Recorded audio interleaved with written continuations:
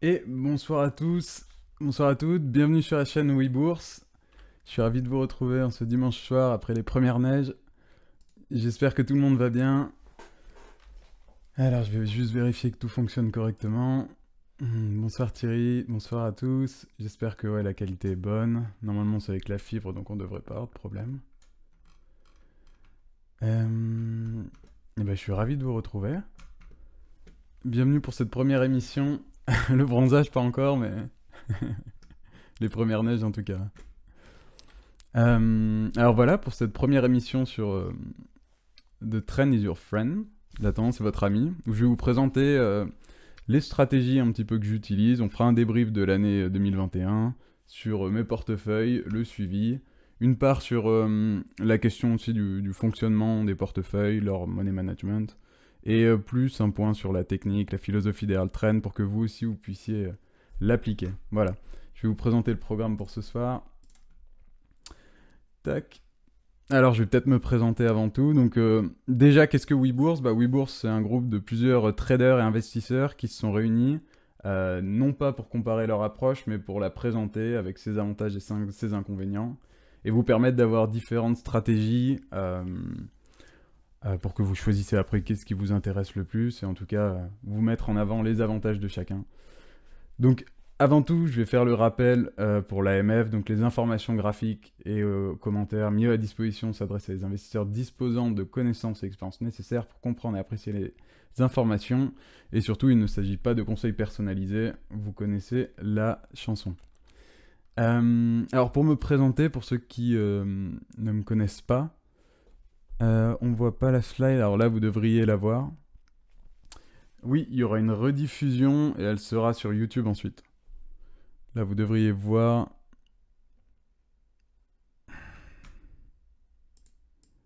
Voilà, il n'y a rien de très important ici, mais.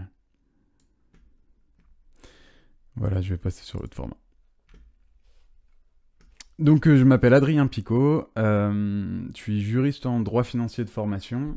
Je trade les actions depuis 2019, c'est quand même le marché, mon marché de référence. J'ai débuté par la crypto, et ça reste l'un de mes portefeuilles principaux, je reviendrai dessus ensuite. Et j'ai commencé aussi les matières premières cette année, donc les trois avec plus ou moins la même approche, mais je reviendrai là-dessus sur les différentes stratégies selon chacun des portefeuilles. Et du coup, je travaille actuellement chez Panthéon Recherche, qui est un éditeur financier, et j'ai un rôle d'analyste chez eux. Voilà pour la présentation rapide. N'hésitez pas à poser des questions tout au long, vraiment l'idée c'est de faire quelque chose sans pression, à la cool, et puis n'hésitez pas à y participer, je reviendrai, on fera des pauses, et voilà. Alors pour le programme de cette première émission, la première partie sur la tendance, parce que dans le trend following on vous parle toujours de tendance, donc qu'est-ce que la tendance, comment on la définit et comment on peut la lire.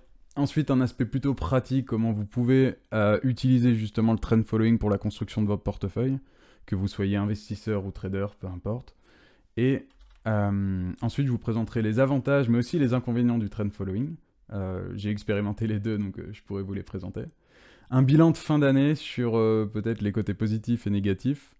Et ensuite un suivi de la stratégie de mes portefeuilles et puis je débrieferai les performances. Et enfin je vous présenterai un petit peu des idées de thèmes pour la prochaine émission. Donc, et n'hésitez pas à poser des questions tout au long.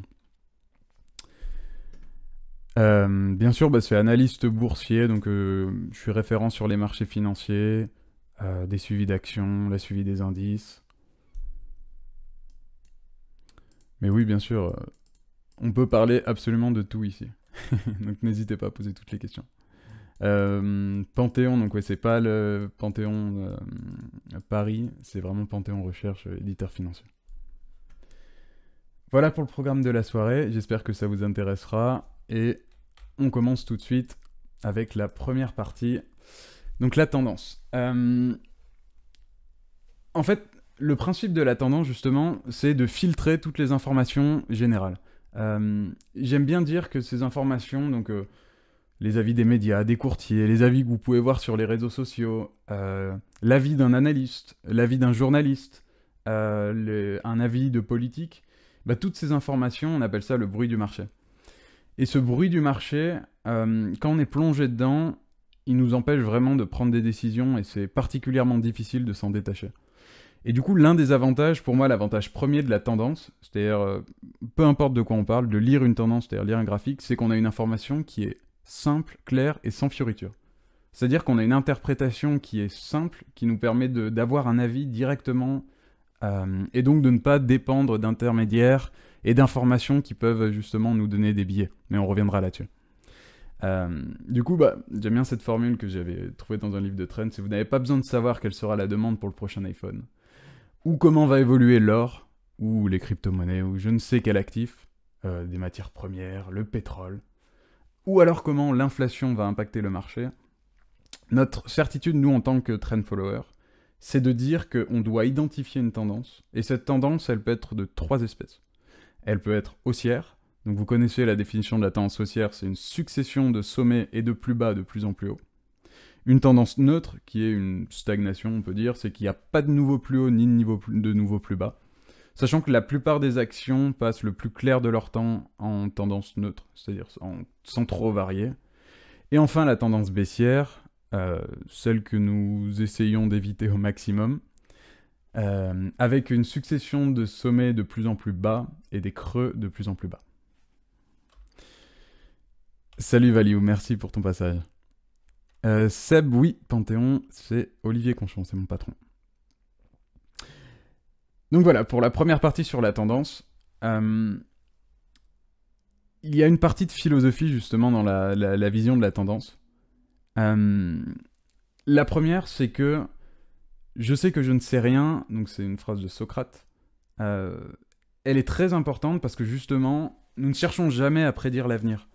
On ne cherche pas à anticiper quel va être le mouvement, et on a une démarche d'humilité par rapport au mouvement du marché.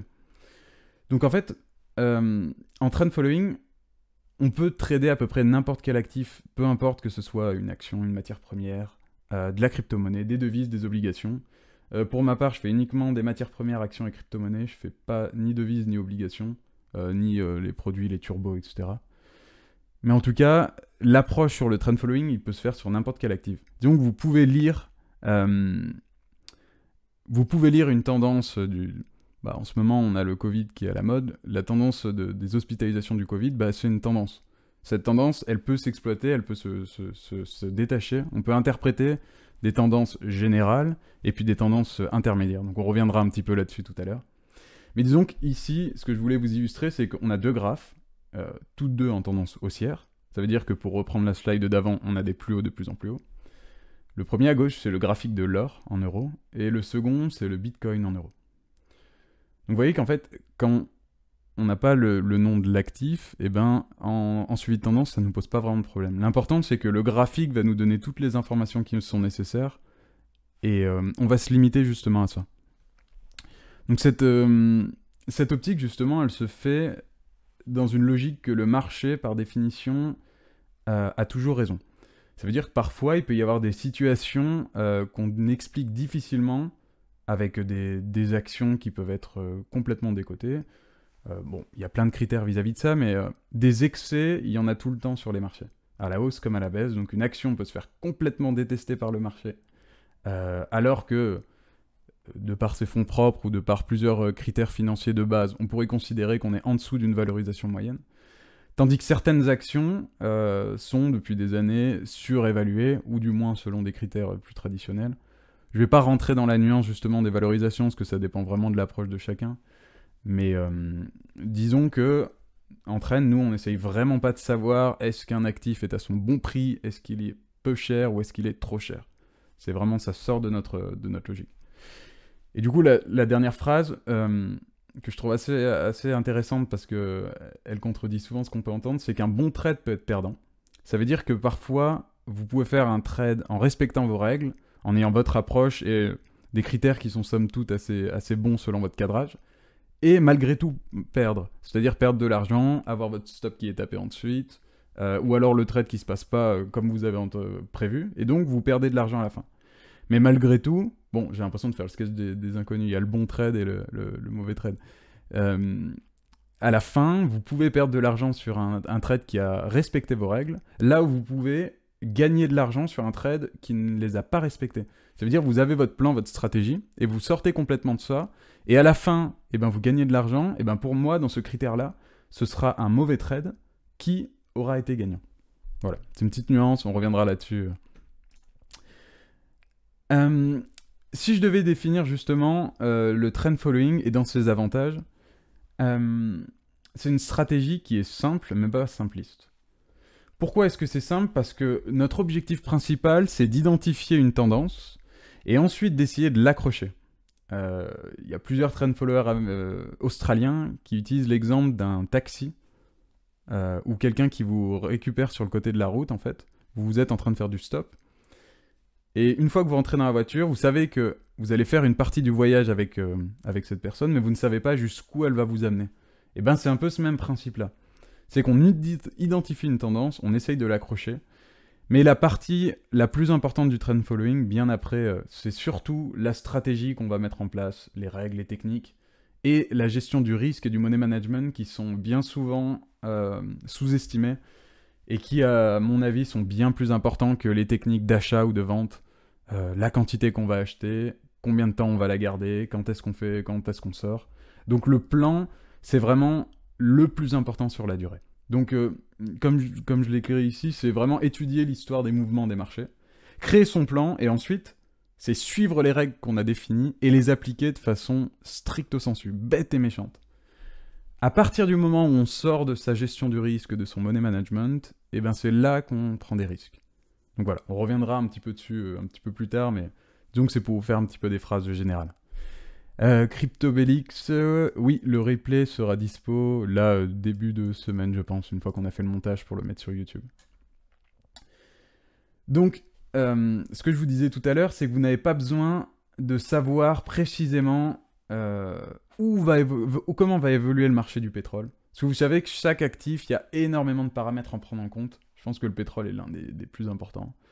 Par rapport à la production, par rapport aux tensions politiques, par rapport à l'inflation, par rapport aux accords qu'ils vont mettre justement sur les différentes productions, les éléments qu'on ne prévoit pas. Par définition, on ne peut pas prévoir et anticiper justement le marché du pétrole. On peut avoir des théories, certaines qui peuvent se réaliser, mais disons qu'on ne cherche vraiment pas à connaître le marché sur lequel on est. Là, je prends l'exemple des semi-conducteurs ou du pétrole, mais l'important, c'est pas de savoir ce qu'en pense telle ou telle personne de l'évolution, ou même les stocks, ou des intermédiaires qui, par définition, qu'on ne peut pas contrôler. Et donc, justement, les trend followers, bon, c'est un petit peu arrogant écrit comme ça, mais on se moque de ces informations pour se contenter uniquement sur la tendance. Bon, je reviendrai un petit peu plus précisément dessus, mais... L'une des règles qui est plus importante, c'est qu'il faut accepter quand on a tort et accepter de sortir de sa position. Donc sortir de sa position, ça peut se faire avec des stops, ça peut se faire avec des sorties manuelles, ça dépend vraiment de la stratégie, mais en tout cas, il faut accepter, dès qu'on prend une position sur les marchés, d'accepter de perdre une partie de sa position si la tendance ou le trade ne va pas dans notre direction qu'on a escompté. Sachant que, ça c'est aussi quelque chose qui est très important, une tendance peut se prolonger un certain nombre de fois, mais ne se retournera qu'une fois. Ça veut dire que si on est dans une tendance haussière, elle ne se retournera pour passer neutre puis baissière qu'à un seul moment donné. Donc, accepter d'avoir une perte, c'est accepter d'avoir eu tort. C'est un petit peu contre son ego, mais c'est vraiment le moyen de préserver son capital sur la durée, en évitant au maximum d'avoir des grosses pertes, parce que les grosses pertes, c'est ce qui pénalise la performance sur la durée, et les grosses pertes, c'est ce qui fait qu'on s'accroche, qu'on passe en mode espoir, et qu'après on pénalise sa performance générale. Donc moi, c'est aussi l'une des raisons en fait qui m'a fait, je pense, survivre sur les marchés depuis mes débuts, c'est que j'ai jamais eu de grosses pertes. J'ai déjà eu des pertes un peu plus conséquentes, par exemple il y a des gaps, etc. Mais j'ai jamais eu de grosses pertes vraiment pénalisantes. Hop, alors. Je vais prendre 2-3 questions avant de passer à la suite. Il y a beaucoup de contenu, mais j'essaie un petit peu de filtrer pour la première pour pas vous endormir. Sur quelle unité de temps tu travailles pour suivre ta tendance? C'est une excellente question. En règle générale, c'est l'hebdo qui est le plus utilisé par les trend followers, parce que ça capte suffisamment justement la tendance de long terme, et en même temps c'est un petit peu plus précis que du mensuel. Donc l'hebdo, c'est la référence, et moi je dirais que j'utilise l'hebdo et le daily à peu près de façon similaire. Faut-il vendre un actif qui casse sa MM200? Eh ben justement, on reviendra là-dessus tout à l'heure. La MM200 journalière, c'est de loin la plus importante. C'est celle qui est notre référence et vous verrez que pour mes portefeuilles perso, c'est l'un de mes critères les plus importants. Donc, faut-il vendre? Bah, déjà, par définition, il n'y a pas de faut-il, ça dépend vraiment de sa stratégie. Si on définit qu'on sort à partir du moment où on casse la MM200, si la tendance demeure haussière, par exemple ici on est sur Apple, la tendance elle est haussière, même si ici on casse la MM200, il faudrait vraiment une reprise bien plus importante. Et ben, si notre stratégie c'est de sortir sur la MM200, on sort sur la MM200, on ne cherche pas à réfléchir. Voilà, je reviendrai un petit peu là-dessus. Bah, Christelle, de toute manière, les billets, c'est le problème à tous. Alors, Matt, je fais un petit peu de fondamental désormais, mais c'est pas là que je gagne vraiment de l'argent sur les marchés. C'est plus pour le moment où je me forme, j'essaye de découvrir un petit peu l'analyse fondamentale, les critères. J'adore étudier un petit peu toutes les stratégies. Mais je peux pas dire que pour le moment ce soit vraiment ma spécialité, ni la direction dans laquelle je veux aller, quoi. Ça me met plus des billets qu'autre chose pour le moment, donc... Salut Tradi. Pas de moyenne exponentielle. Non, moi j'utilise principalement les moyennes mobiles simples, la 200 et la 50, quasiment exclusivement. Mais je vous expliquerai après. Je suppose que tu en parleras plus tard, mais quelle est ta proportion de ton portefeuille destiné au trend? Et ben ça, je reviendrai précisément. Je vous montrerai exactement la composition de mes portefeuilles, la performance depuis leur lancement, et je vous expliquerai un peu toutes mes stratégies. L'idée, c'est vraiment de tout vous présenter. Voilà, on reviendra dessus. LDLC, c'est un excellent exemple. On pourra revenir aussi dessus. Et les volumes, Thierry, ouais. Alors, les volumes, ils me servent plus pour sélectionner en fait les titres sur lesquels je vais m'intéresser, bien plus que en fait comme critère vraiment important pour moi. En fait, c'est plus je limite en fait les actions sur lesquelles je vais rentrer, mais là pareil, ça va dépendre des portefeuilles. Donc je reprends la question et puis on y reviendra tout à l'heure. Vous verrez, je reviendrai sur un petit peu tout ça. Donc alors pour la seconde partie sur les avantages du trend, avant de passer à l'autre approche, c'est que l'analyse technique, c'est-à-dire plus la stratégie, les outils qu'on va utiliser, les entrées, bah en fait, en trend, c'est vraiment secondaire. Le plus important, comme je vous l'ai dit tout à l'heure, c'est analyser la tendance, et la tendance, c'est la somme justement des décisions de tous les participants.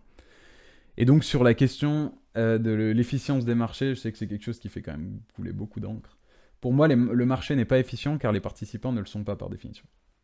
Et du coup, prendre en considération la psychologie du marché, c'est avoir un avantage parce que la tendance, elle matérialise justement la psychologie du marché. Donc par exemple, sur l'exemple d'Apple, pour avoir un petit peu de concret et pas que du théorique, bon, l'action, elle a bien dépassé. Là, on est en train de taper les plus hauts historiques. Elle a eu une très très belle poussée là vendredi dernier à plus de 2%. Disons que si l'action est à 150 $, comme c'était le cas il y a quelques semaines, et que l'action continue de monter, c'est-à-dire qu'elle est dans une tendance haussière, eh ben, elle nous intéresse. Moi, je ne fais pas encore les marchés américains. Je vous expliquerai un peu pourquoi, mais plus par souci de temps pour le moment et parce que j'ai l'impression d'avoir déjà largement de quoi faire sur les marchés européens. Du coup, Apple, c'est typiquement une valeur que les trend followers américains adorent. Elle est parfaitement haussière. Vous voyez, donc ici, on a une belle évolution avec des plus hauts de plus en plus hauts et des plus bas de plus en plus hauts. On a la MM200 ici et la MM50 qui est là. Alors la couleur, je crois que c'est violet ou bleu, je me souviens jamais. Je suis daltonien, du coup les couleurs, c'est pas trop mon truc. Mais en tout cas, ici, vous avez la moyenne mobile 50 et la MM200 qui sont mes deux moyennes mobiles de référence et quasiment l'un des seuls indicateurs que j'utilise. Et donc ici, on voit que si la tendance elle est haussière sur Apple, eh ben ça nous intéresse. Et du coup, après, c'est notre money management qui va définir combien on entre en position et quelles sont les conditions de sortie. Donc ici, c'était vraiment pour vous illustrer la tendance haussière et surtout le fait de privilégier les tendances haussières pour éviter au maximum ce qu'on appelle les couteaux qui tombent, vous savez, les tendances baissières. Bon, c'est beaucoup de théorique pour le moment. Ça, c'est quelques petites phrases, justement. Alors, j'adore les citations parce que les citations, en fait, elles matérialisent des idées en vraiment en quelques mots. Et je trouve que c'est particulièrement intéressant. Vous savez, les Américains, Christophe de Trend France, il utilise souvent cette anecdote, c'est le haha moment. C'est en fait un élément, une information ou une expérience qui fait que haha, vous avez compris quelque chose. Genre, il y a un biais qui se casse dans votre tête. Et ben, il y a énormément de citations d'investisseurs ou de trend followers ou de traders qui, moi, m'ont permis justement d'avoir ces espèces de moments de découverte. Et du coup, vous allez voir, j'utilise énormément de citations que je reprends, certaines que j'invente. En tout cas, pour traduire des messages, je trouve que c'est super efficace. Donc j'aime bien celui-ci. Le graphique n'explique rien, il se contente de témoigner. Il témoigne le mouvement, le price action, il témoigne l'interprétation du marché, et il témoigne la tendance générale, qui est vraiment le cœur de ce qu'on recherche. Hello Jocelyn, salut. Pao, tu peux reprendre l'exemple d'Apple présenté. Bah, j'espère que là c'était un petit peu rapide, c'était plus pour illustrer. On reviendra plus sur des exemples d'entrée en position dans un autre point un petit peu plus tard. Mais... Du coup, quand on débute en bourse, on a le biais qui n'en est pas forcément un, mais en tout cas le réflexe de se dire il faut favoriser une action qui a beaucoup baissé plutôt qu'une action qui a monté. Et donc ça, c'est une logique qui peut être très bonne pour un investisseur et qui est complètement logique selon sa stratégie. Mais pour un trend follower, nous, justement, notre stratégie, c'est pas de buy low et sell high, c'est acheter haut et revendre plus haut. Ça veut dire qu'on rentre déjà dans des tendances haussières et qu'on essaye, en fait, dans l'optique de les revendre plus cher ensuite. Donc, the trend is your friend, ça c'est l'une des phrases préférées des trend followers américains.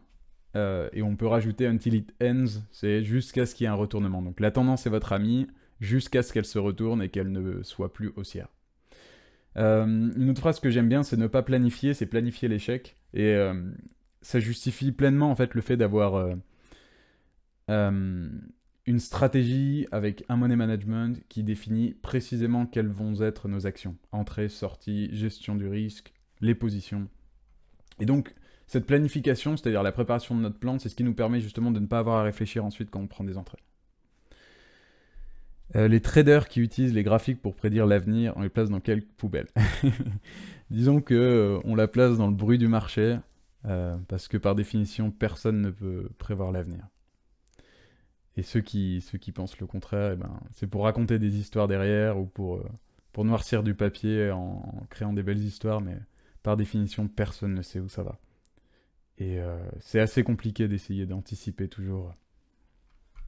Donc en tout cas, en trend, on est vraiment jamais en essayant de définir où est-ce qu'on va aller, qu'est-ce qui va être le prix moyen. Enfin, en tout cas, sur ma stratégie, je vous réexpliquerai. Mais... tes stops sont mentaux. Alors non, moi les stops, ils sont toujours automatiques. Je vous expliquerai après selon la gestion des portefeuilles. Et qu'est-ce qui détermine le changement de tendance? Eh bien justement, on a plein de moyens de le faire. Pour ma part, ce sera la moyenne mobile 200, qui est celle que j'utilise le plus, et la 50. Mais je vous donnerai des exemples après sur les différents portefeuilles. Donc voilà, donc Value, tu vas me troller sur le trend ce soir. Donc voilà, l'idée c'est d'avoir justement une approche qui est systémique au lieu de discrétionnaire pour appliquer bêtement, froidement notre stratégie plutôt que d'essayer d'interpréter et d'avoir justement des biais qui peuvent nous pénaliser sur la durée. Donc pareil, bon là je reviens un petit peu sur tout à l'heure, c'est que il y a toujours du monde qui est en train de vous dire le pétrole va aller là, les indices vont aller là à la fin de l'année, telle action va aller ici. La vérité c'est que personne ne le sait et que prévoir l'avenir, c'est très bien pour raconter des histoires, mais pour gagner de l'argent sur les marchés, c'est beaucoup plus compliqué. Et en particulier, nous, c'est vraiment l'opposé de ce qu'on fait. Donc le trend following est quand même... Je sais qu'en France, on en parle beaucoup depuis que Christophe l'a popularisé, que Nicolas le soutient. On est nombreux maintenant à en parler. Mais disons que c'est quand même... il y a peu de personnes qui pratiquent le trend following et la plupart de ceux qui le font sont discrets. Parce que par définition, suivre la tendance, bah, c'est assez chiant et c'est pas très flatteur dans le sens où on considère que le marché est plus efficace que nous, donc on n'a pas d'outils miracle, on ne sait pas du tout dans quelle direction ça va aller. Et donc par définition, bah, c'est pas très sexy comme stratégie de trading. Mais dites-vous qu'il y a énormément de fonds d'investissement qui pratiquent ça depuis des années. Là, j'ai cité Sunrise Capital ou Winton Capital, ainsi que des trend followers qui font pas trop parler d'eux, mais qui ont des résultats qui sont vraiment excellents. Mais voilà, on entend surtout parler voilà, du trading à haute fréquence, du trading de court terme, ou alors des gens qui jouent des coups, ou alors qui sont très contrariens. Je prends par exemple Michael Burry ou Jérôme Kerviel, pour ceux qui sont les plus connus, notamment dans le public. Salut Necro, bienvenue à toi. Super. Bah, j'espère en tout cas, Value, que je pourrais te présenter en tout cas notre approche. Comme on te disait justement avec les autres, l'idée c'est qu'il n'y a pas une approche qui fonctionne bien, il n'y en a pas une qui est meilleure que les autres, c'est vraiment en fonction de son profil, du temps qu'on veut passer, de sa stratégie. Et moi, vraiment, l'objectif ce sera vraiment pas de les mettre en opposition, c'est justement de pousser chacun notre vision du marché pour qu'après les gens puissent piocher. Donc, mais voilà. Alors j'ai pas mal de questions. Comment gérer les stops automatiques en cas de forte baisse? C'est une très bonne question. Bah, justement, sur les stops, on pourra faire un petit point rapide dessus après. Justement, on fera là-dessus. Optimiser point d'entrée, bah pareil, on fera un point là-dessus. Le ratio temps-gain, bah ça c'est le plus important pour moi et c'est celui que je surveille le plus. Et d'ailleurs, vous allez voir, bah, il n'est pas en ma faveur sur mon portefeuille swing, c'est-à-dire plus actif par rapport à mes deux portefeuilles trend cette année. Donc c'est l'une des leçons que j'en ai tirées, donc je vous présenterai ça. Salut Arrêt, comment tu as pu valider ta stratégie était viable? Oui, j'ai backtesté principalement en essayant plusieurs variables. Et après, bah, franchement, tu verras, c'est vraiment d'une simplicité. J'ai toujours un petit peu le syndrome de l'imposteur quand je présente ma stratégie parce qu'il n'y a pas de stratégie miracle, il n'y a pas d'outils graphiques ou d'indicateurs incroyables. C'est d'une simplicité, enfin vraiment, je suis pas un peintre en analyse technique, mes graphes ils sont bêtes, ils sont vraiment basiques, et mes entrées, mes sorties le sont encore plus. Voilà, je vais passer au slide après, et puis on reviendra là-dessus sur... Ouais, exactement. C'est vraiment du buy and hold. Et justement, moi, sur le portefeuille grosse cap que je gère, c'est vraiment, vraiment ça, quoi. Donc, la théorie de dos, je trouve qu'on n'en parle pas beaucoup. C'est marrant, aux États-Unis, c'est vraiment très, très, très soutenu. Et en France, on en entend peu parler. Donc, à la base, c'est Charles-Henri Dos. Il est considéré comme le père spirituel de l'analyse technique. Et en fait, pendant des années, il travaillait, je crois que c'était au Washington Post, enfin, l'un des grands journaux américains. Et en fait, il étudiait le comportement des actions et il écrivait des articles pendant des années. Et en fait, il n'utilisait jamais, en fait, il n'avait pas fait de thèse ou alors synthétisé toutes les informations qu'il avait réunies dans une théorie. C'était vraiment pas du tout son interprétation. Et en fait, c'est après sa mort qu'on a réutilisé toutes ces informations, on a synthétisé ça dans la théorie de Dos, ou The Dos Theory, pour les Américains. Et donc cette théorie, elle est composée de 6 principes, mais moi j'aimerais revenir sur 3 qui sont les plus importants pour moi, en tout cas dans le trend. Donc la première, c'est que le marché prend en compte toutes les données connues. Ça veut dire que les informations qui sont susceptibles d'influencer le cours de l'action, la demande ou l'offre, eh ben, elles se reflètent en fait dans le cours. C'est-à-dire que quand des résultats sont publiés, bah, le marché, vous savez, anticipe toujours, alors on dit souvent à 6 mois, mais je pense que c'est difficile à quantifier, mais en tout cas, le marché est toujours dans l'anticipation. Et du coup, les variations de cours moyen terme, eh ben, soit ils sont anticipés, soit ils se reflètent, soit ils vont le faire de façon assez rapide. Mais en tout cas, le marché est toujours dans cette anticipation-là. Et donc, le prix, c'est-à-dire ce que vous voyez sur votre graphique, eh ben, en fait, ça synthétise l'interprétation du marché. Et donc le second point le plus important pour moi de Dos, c'est qu'il y a 3 tendances. La tendance primaire, donc bon, le graphe est un petit peu petit, mais la tendance primaire, c'est la première courbe ici, c'est la tendance de fond la plus importante. La secondaire, c'est les tendances intermédiaires, vous voyez. Et la tendance tertiaire, on va dire que c'est les variations de court terme. On va dire d'une certaine manière, c'est aussi du bruit. C'est les variations de court terme qui ne remettent pas en cause la tendance de long terme. Parce que la tendance de long terme est la plus importante. Les grands fonds d'investissement ne font pas que utiliser l'analyse technique. C'est vrai. Certains le font. Il y a plusieurs exemples, mais en règle générale, c'est vrai qu'un fonds ne peut pas faire que de l'analyse technique parce qu'il doit quand même justifier auprès de ses investisseurs les actions sur lesquelles ils vont. Et les stratégies ne sont pas du tout les mêmes. Mais disons qu'il y a quand même certains fonds qui pratiquent une grosse partie d'analyse technique. Donc ensuite, Le dernier point, c'est que les tendances existent jusqu'à preuve du contraire, c'est-à-dire c'est ce dont on parlait tout à l'heure, jusqu'à retournement. Donc tant qu'il y a des tendances, enfin des plus hauts de plus en plus haut, on est en tendance haussière. Ici, c'est l'exemple de Schneider Electric, on est en tendance haussière. Tant qu'on ne casse pas justement cette dynamique de long terme, qui est matérialisée assez grossièrement par la moyenne mobile 200 qui est ici, ainsi que la courbe que j'ai tracée en dessous, et ben là, on a notre tendance haussière de long terme. En tout cas, la tendance primaire. Ça veut dire qu'il pourra y avoir des variations, mais avant de remettre en cause la tendance de long terme, il y a du travail. Ouais. Dany, moi, c'est vraiment cette simplicité qui me permet de prendre mes décisions, que ce soit à l'achat ou à la vente. Donc, vous verrez, moi, c'est keep it simple pour tout ce que je fais. C'est vraiment plus c'est simple, mieux c'est. Oui, Christelle, bah oui, beaucoup de courage pour cette semaine. Tu nous tiendras au courant rapidement. Et Sacram, est-ce que tu fais de l'héliotisme dans Do? Non, je n'en fais pas. Je sais que c'est un excellent moyen, mais je le fais pas du tout. En fait, il y a énormément de stratégies en train. Vous verrez, moi, j'utilise pas Ishimoku, j'utilise pas les bandes de Bollinger, j'utilise deux moyennes mobiles, c'est la 50 et la 200. Moi, c'est vraiment d'une simplicité extrême. Ça veut pas dire que c'est le meilleur moyen, mais moi, moyen d'information sur mon graphe, plus il est simple. En fait, je pourrais n'utiliser mon graphe qu'avec le price action. Et les moyennes mobiles, c'est un plus, c'est quand même l'indicateur que j'aime utiliser, mais c'est vraiment le seul que j'inclus sur mes graphes.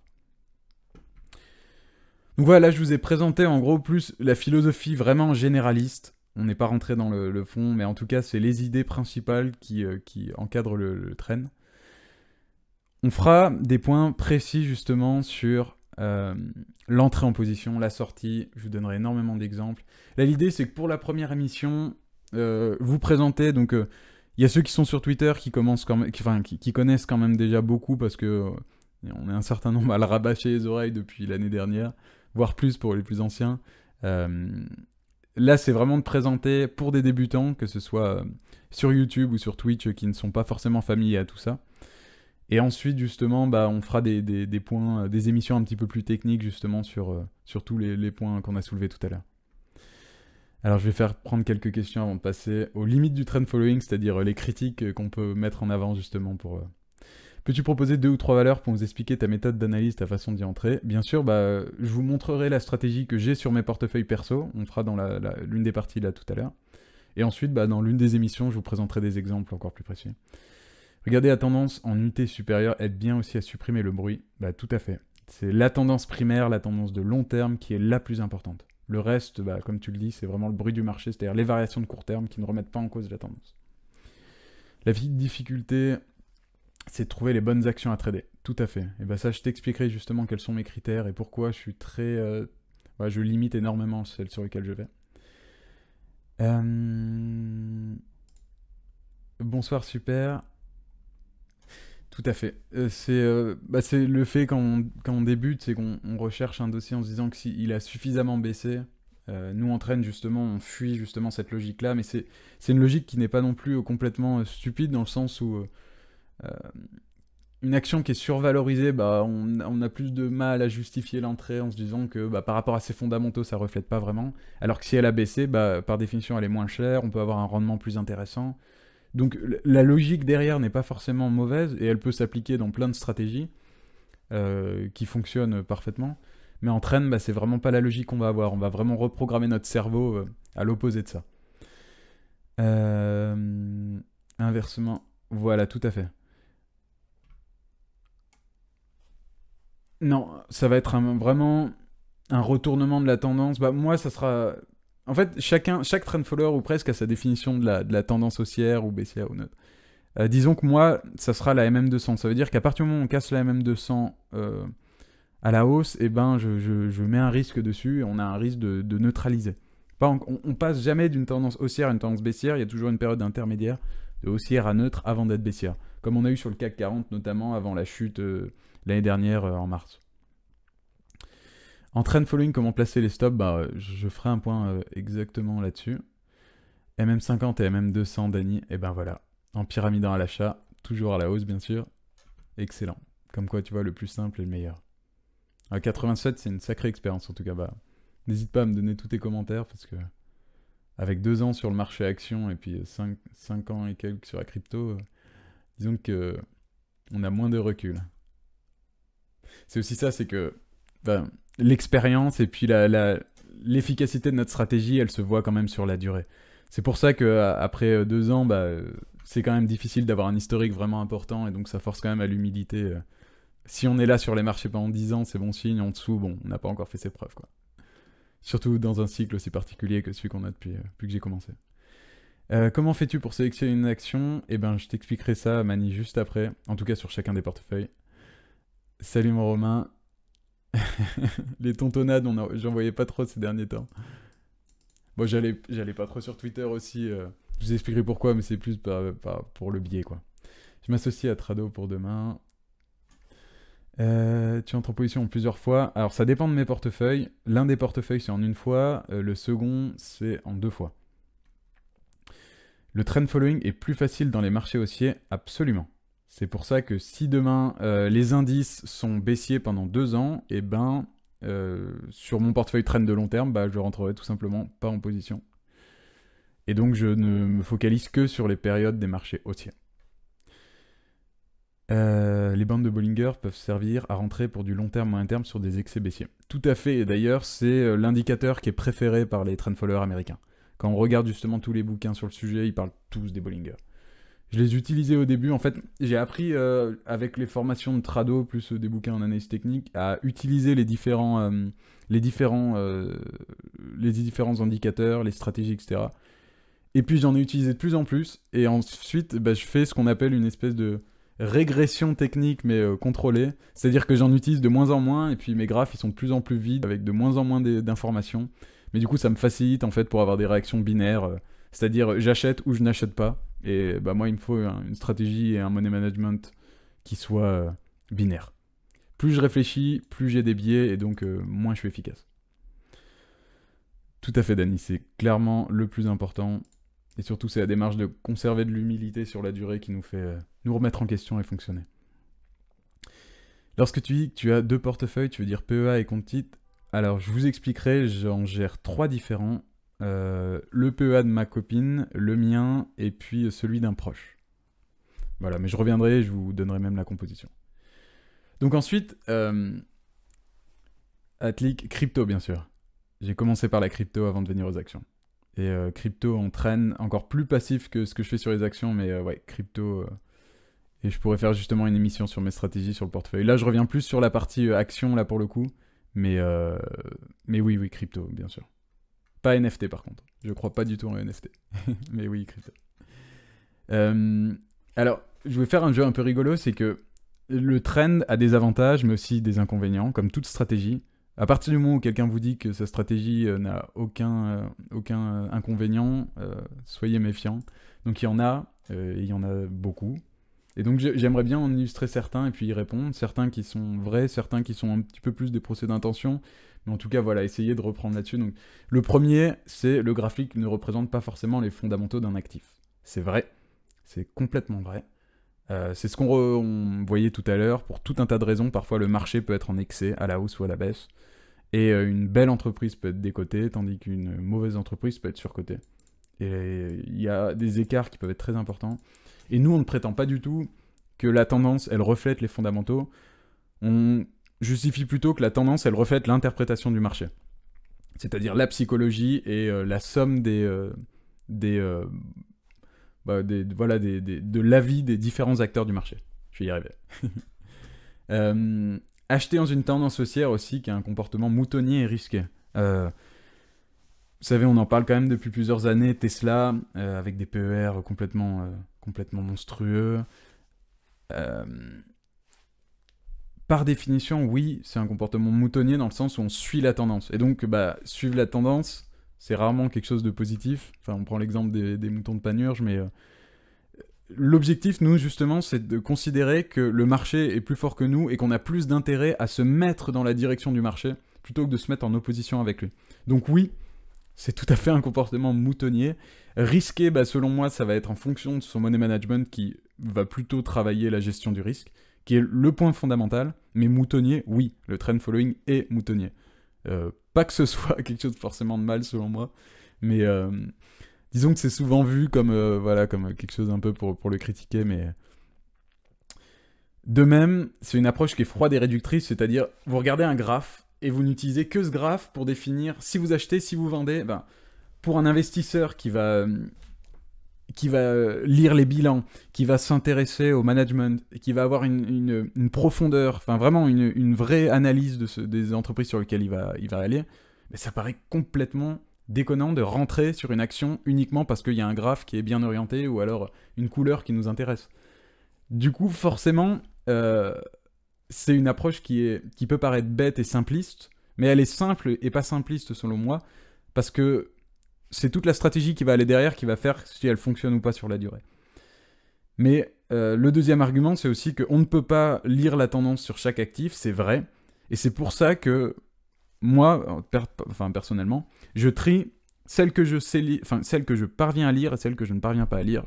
Et je trie de façon bête celles que je ne parviens pas à lire ou à décoder, ou je n'arrive pas à savoir quelle est la tendance précise, et ben elles ne m'intéressent pas.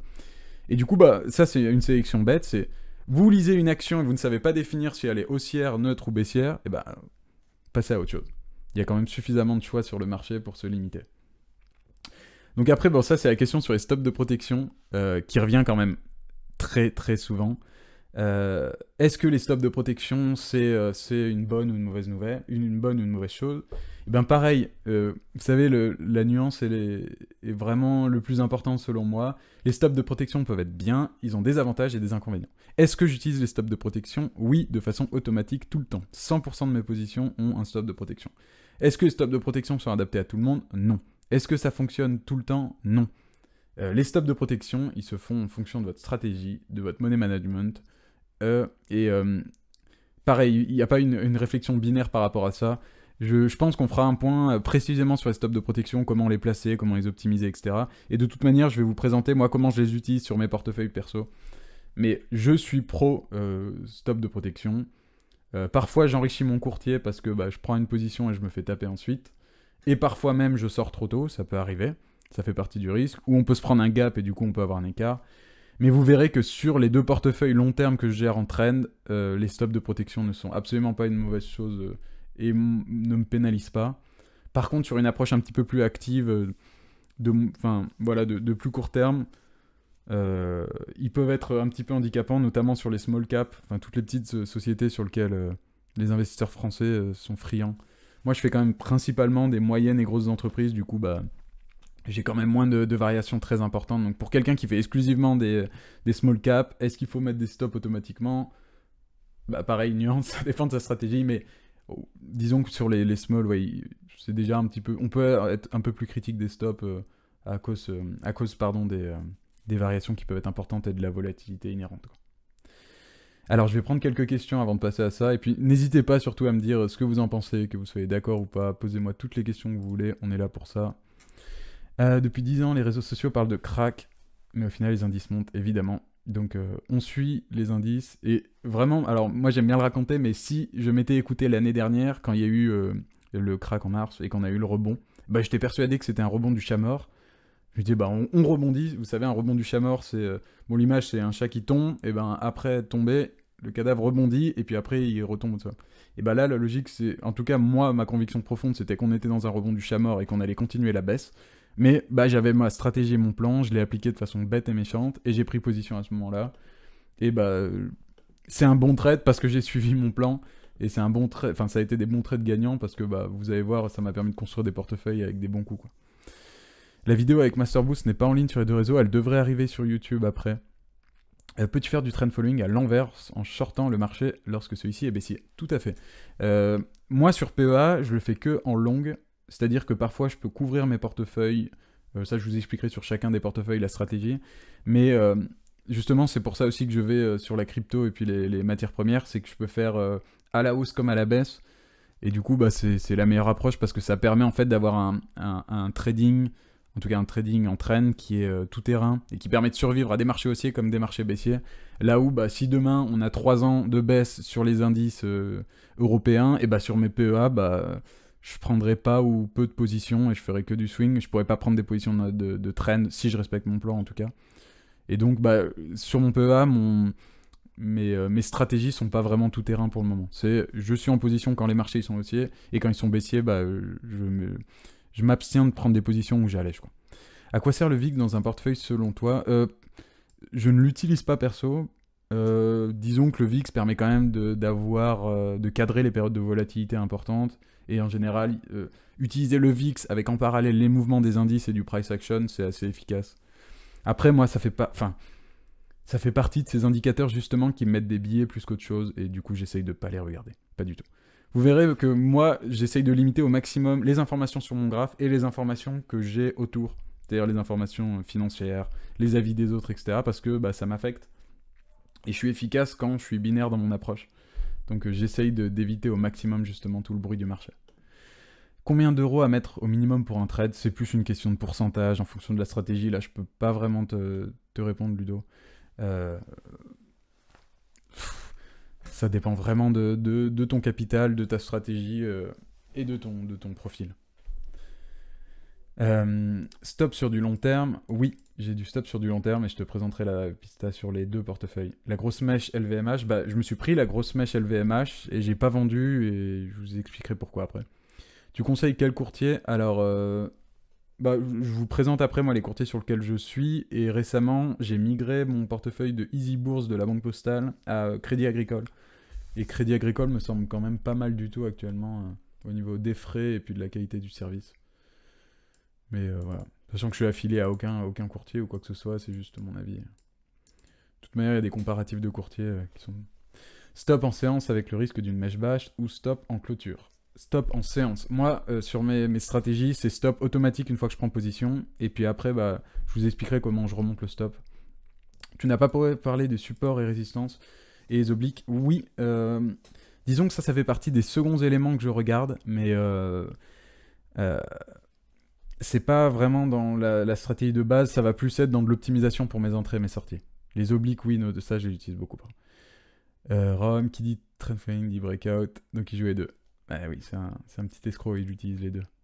Mais faut pas le dire, ça. Faut dire qu'il fait que du trend. Quel temps passes-tu sur les marchés? Et ben ça, pareil, je ferai un bilan justement pour cette année et je vous expliquerai pour chacun des portefeuilles combien de temps j'y ai passé et puis le ratio temps-rendement qui est le plus important. Je vais finir la partie là sur les limites et puis après on reprendra des questions. Donc on parlait là des stops de protection, on fera un point dessus. On subit parfois de fortes consolidations. Oui, ça c'est assez important parce que moi ça m'arrive d'avoir des positions où j'ai des consolidations de 20 à 30% en conservant la position. Et ça fait partie de la gestion justement du trend qui est pas comme le swing, des fois on n'optimise pas nos positions et du coup on peut subir des consolidations un peu importantes. Ça peut être l'un des côtés aussi négatifs du trend, pour en citer un. L'approche ne fonctionne pas dans tous les cycles du marché, pareil. En période de tendance baissière des indices, et du trend du trend haussier, ça fonctionne pas pour des raisons évidentes. Et puis là, sur les actualités, les résultats, les annonces, etc., moi, je n'y prête pas du tout attention. Et je vous expliquerai pourquoi ensuite sur la gestion des portefeuilles. Et comment éviter de passer de 10% à 0? Ça peut arriver. Moi, l'exemple récent, c'était Trigano. Cette année, j'étais à plus, pas vous dire de bêtises, plus 33-34%. Et je suis sorti à plus 12 ou 13. De toute façon, je le mets après dans les positions. Ça fait partie du jeu, mais c'est le suivi de la stratégie.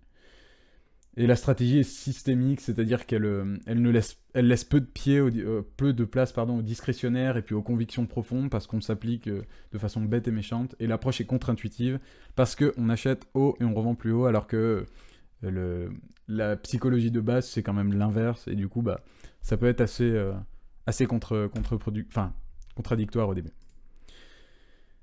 Voilà, excusez-moi, j'ai pris un petit peu de temps là-dessus. Vous verrez, après on passera sur les présentations des différents portefeuilles précisément.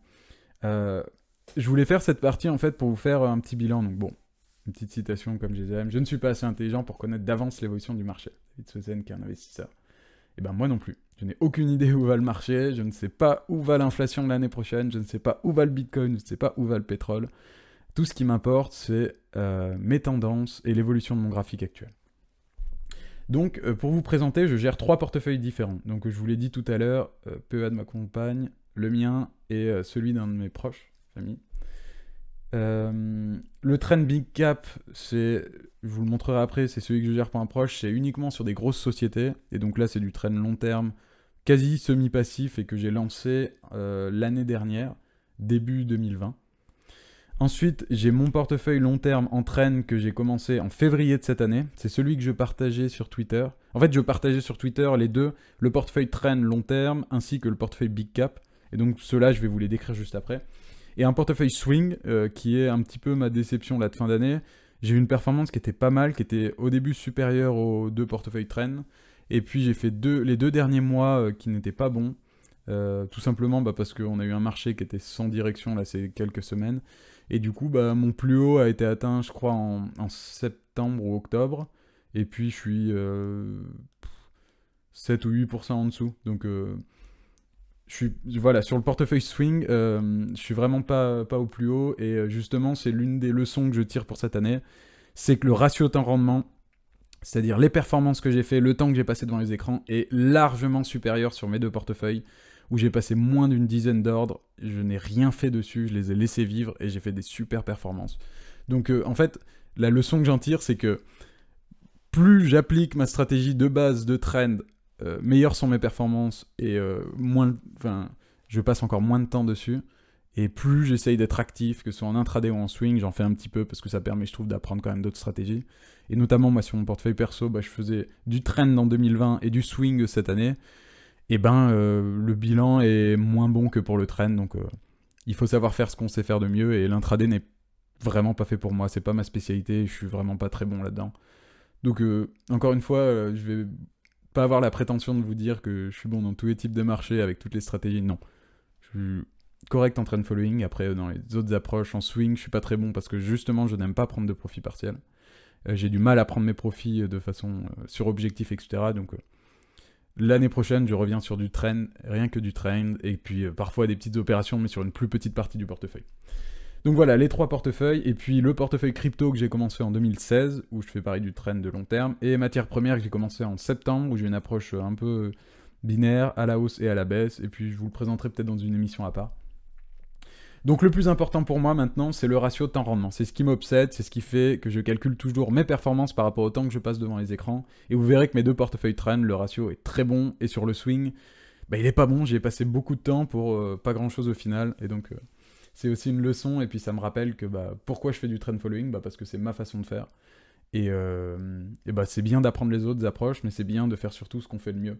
Et donc si je peux vous dire un truc de base, c'est rester sur ce que vous faites de mieux. Donc la distinction pour moi, c'est que sur le portefeuille swing, je travaillais pour mon capital. Ça veut dire que j'avais une approche active pour faire développer justement le capital du portefeuille. Tandis que sur le trend, c'est mon capital qui travaille pour moi. Et je préfère largement la deuxième logique, qui se rapproche plus de la vision d'un investisseur que d'un trader actif. Et donc, voilà, je suis meilleur en étant sur du long terme et puis en trend, quoi. La deuxième leçon, justement, ça vient justement de mon portefeuille swing, c'est le non-respect des phases de Weinstein. J'ai repris justement le graphique de Tradosaur, qui est excellent, qui justement présente que vous avez 4 phases, neutre, la poussée, ensuite la redistribution, et ensuite le retournement. Et là, depuis 2 mois, en fait, je galérais sur des actions swing. Pourquoi ? Parce que j'avais plusieurs de mes actions qui étaient passées de phase 2 à phase 3, et j'étais tellement redescendu dans des UT plus basses, du 2 heures, voire même en dessous parfois sur des trades intraday, certains qui fonctionnaient, d'autres moins. Mais en fait, je ne regardais plus mes phases de long terme, et du coup, j'étais dans des phases 3, donc par définition, moi j'essaye de rester uniquement dans des phases 2, et donc dans les phases 3, j'avais pas le vent dans le dos. C'est ce qui explique aussi que ces 2 derniers mois ont été assez difficiles pour moi sur le swing. Du coup, voilà, revenir sur les phases 2 et rester sur les phases 2. Et vous voyez, même après quelques années, je reviens sur du basique. Et la dernière, ça c'est une petite pichenette que je me fais, c'est ouvrir ce graphe chaque jour à 9h20 n'est pas nécessaire et même contre-productif pour ma part. C'est-à-dire que le temps passé sur les marchés, je ne le retrouve pas forcément sur le rendement total. Donc voilà, c'est aussi une leçon d'humilité, c'est de dire que je fais souvent mieux en étant moins actif dessus, quoi. Voilà, donc c'est les leçons que je tire pour cette année entre l'expérience que j'ai acquise sur l'année 2020 et sur l'année 2021. Et voilà, je vous les partage à haute voix. Donc ensuite, je vais vous présenter les portefeuilles que je gère, donc les 2 portefeuilles en trend que j'utilise. Donc peut-être je vais prendre des questions avant, et donc là je vais vraiment rentrer dans du concret. Vous allez avoir les règles de money management, comment je les applique, et tous les ordres que j'ai passés depuis le début de l'année. Alors, tu ne prends pas de gain partiel. Et ben justement, là, je vais vous présenter dans chacun des portefeuilles, mais non, je ne prends pas de profit partiel. Ça crame, oui, uniquement du linéaire. Quelle plateforme utilises-tu pour suivre tes grâces? J'utilise Pro Real Time et TradingView pour la crypto. Parce que j'ai pas les cryptos en temps réel sur PRT, du coup. Est-ce que tu as regardé la performance de ton portefeuille si tu n'avais pas placé de stop? Oui, et ça aurait été exactement la même, justement, je vais t'expliquer, parce que j'en ai quasiment eu aucun ou presque ont été déclenchés cette année, en tout cas sur les deux portefeuilles Trend. Alors que sur le swing, oui, sur le swing, clairement, j'aurais fait de meilleures performances si je n'avais pas eu de stop, parce que je suis redescendu sur des UT trop basses, et ma stratégie était juste moins efficace, donc c'est ma... Vous savez, c'est un petit peu la petite leçon d'humilité, c'est de se dire, bah voilà, je fais mieux en faisant du trend. Tu passes beaucoup d'ordres, combien pour chaque portefeuille par an? Ou bien tu es sur du passif, mais surtout le nombre d'ordres? Et bien justement, sur le swing, j'en passe trop. Je dirais que sur le swing, je fais entre une vingtaine et trentaine d'ordres par mois, en moyenne, à peu près. Je crois que sur les derniers backtests que j'avais fait, c'était ça. Tandis que sur ceux-là, bah, vous allez voir que j'en place pas beaucoup, moins d'une dizaine. Donc là, c'est le premier portefeuille, donc c'est le portefeuille que je partageais sur Twitter. Alors, quand je l'ai débuté, je vais passer sur la slide après. Donc quand je l'ai débuté, c'était ces positions-là. Donc ça, c'était début 2021. Je l'ai partagé pour la première fois sur Twitter en direct. Donc là, à ce moment-là, j'étais sur Easy Bourse de la Banque Postale. Alors, c'est une autre question. J'aimerais vous partager l'intégralité, vraiment de faire partager tous mes portefeuilles, mais je sais qu'il y a beaucoup de personnes qui m'ont dissuadé en gros de montrer les sommes, et donc pour le moment je vais rester sur les performances en pourcentage. J'aimerais bien moi passer, enfin vraiment tout vous montrer, pas avoir de secret, mais voilà, je vais faire par étapes, faut que je me prenne la confiance, mais je vous présenterai tout de façon à terme, j'aimerais bien, et de toute manière, je le présente un petit peu plus tard, mais je ferai track recorder tous mes portefeuilles. Là, j'attends peut-être 1 ou 2 ans pour avoir un petit peu plus d'historique dessus. Pour vous présenter vraiment les performances et voilà. Donc pour le moment, voilà, je vais rester sur aucun intérêt, bon bah tant mieux. Vous me rassurez. Parce que je sais que bon, quand j'ai débuté, voilà, c'était... Oui, j'avais du artefact. Excusez-moi, ça va un petit peu vite. Oui, voilà, les chiffres, ça perturbe, et puis ça peut avoir un impact et un biais, donc voilà. Bon bah, si ça vous va comme ça, c'est chouette, on reste sur les pourcentages. Je pense que de toute manière, les leçons sont aussi bonnes à tirer, mais voilà. Voilà, j'avais pas commencé avec des grosses sommes de base, mais je vous réexpliquerai, on verra plus tard. Donc voilà, le premier portefeuille, excusez-moi, je suis un petit peu long, c'est la première émission, donc je suis encore un petit peu lent sur certaines choses, mais j'espère en tout cas que ça reste intéressant et que je perds pas trop de temps sur des détails. Je sais que ça manque un petit peu de graphique sur la première partie, je ferai attention sur les prochaines. Mais voilà. N'hésitez pas à me dire tout ce que je peux faire pour améliorer. C'est aussi le but, c'est que ce soit un truc participatif et que tout le monde puisse vraiment me dire ce que je peux faire pour améliorer. Et ce qu'on peut faire, nous, à WeBourse, pour améliorer. Donc, je reviens. J'arrête pas de faire des digressions. Les règles du portefeuille, sur le premier, le trend, c'était entre 8 à 10 positions. Quelles sont mes règles? C'est que je ne regarde que des valeurs en tendance haussière affirmées selon mes critères, c'est-à-dire au-dessus de la MM200 journalière et de la MM50, c'est un critère supplémentaire. Et surtout, le plus important, c'est en phase 2 de Weinstein. Bon, ça c'est la petite blague second degré. On parle bien de Stan Weinstein, pas Harvey Weinstein. Vous savez bien, il y a une petite distinction entre les deux. L'un fait du trading et l'autre non. Voilà les règles en gros qui font que je vais m'intéresser sur une action. Sur celui-ci, je ne fais pas des retournements de tendance, je ne fais pas des débuts de tendance. C'est vraiment déjà des tendances affirmées et ensuite je cherche des entrées. Vous verrez après, je vous montrerai toutes mes entrées, les positions, etc. Vous allez tout savoir. Donc sur celui-ci, je rentre en une fois, sans pyramider, et je rentre sur signal fort, un breakout, une cassure de résistance oblique baissière, bref, des signaux mais basiques, simples, une cassure de précédent plus haut, rien de très très compliqué. Je rentre pas uniquement sur tel niveau du MACD avec retournement du RSI, en passant la Kijun, enfin non, simple, du breakout, du passage de plus haut, et puis après je mets mon stop. J'ai un stop de protection initiale à 5%, étant donné qu'en fait je ne rentre que sur signal fort, ça veut dire que, par exemple, j'ai une action qui m'intéresse, tant qu'elle ne provoque pas son signal, je ne rentre pas. Et du coup, bah, étant donné que je rentre un peu comme un sniper, et donc je rentre très peu, j'ai fait quasiment pas d'ordre cette année, Vous voyez, j'ai fait en tout, depuis la création en février 2021, je n'ai fait que 8 ordres de vente. Ah, et aussi, j'ai oublié de le dire, trop de choses à te dire. Pourquoi j'ai créé ce portefeuille à la base, c'est que mon portefeuille principal, j'avais fait du trend toute l'année 2020, et en fait, j'avais pas assez de recul pour savoir si le marché était vraiment dans mon dos et c'était facile parce qu'on avait eu le rebond post-crack. En fait, j'avais pas trop subi, voire pas du tout le crack parce que quand le CAC avait pété en fait ses supports, j'avais complètement coupé les positions parce que j'ai commencé en septembre 2019, donc quelques mois avant le crack. Et du coup, bah, en fait, j'ai pas subi le crack, j'ai vraiment attendu et ensuite j'ai repris les positions en 2020 après sur mes signaux. Et du coup, bah, l'objectif c'était en 2021, je me disais, bon, t'as eu une année exceptionnelle en termes de performance, en termes de situation des marchés. Et ben, qu'est-ce qui se passe en 2021 ? Est-ce que t'es capable de refaire une bonne performance ? Est-ce que t'es capable de reprendre des positions de A à Z ? Et du coup, ça a été l'objectif, c'est que du coup, j'ai commencé en février. Et puis, j'ai pris mon temps. Je pense que entre février et mars, j'ai pris les premières positions. Et vous verrez que bah, ça a bien fonctionné parce que je prenais les positions sur des signaux clairs, un stop à 5%, et j'en ai quasiment aucun qui a été touché. Sur celui-ci, j'ai un taux d'accrochage qui est absolument énorme. Quand je compare avec mon swing, où enfin, vraiment, je crois que avec les 2 derniers mois un peu pourris, avec un mauvais taux d'accrochage, je dois gratter les 20% d'accrochage sur le portefeuille swing.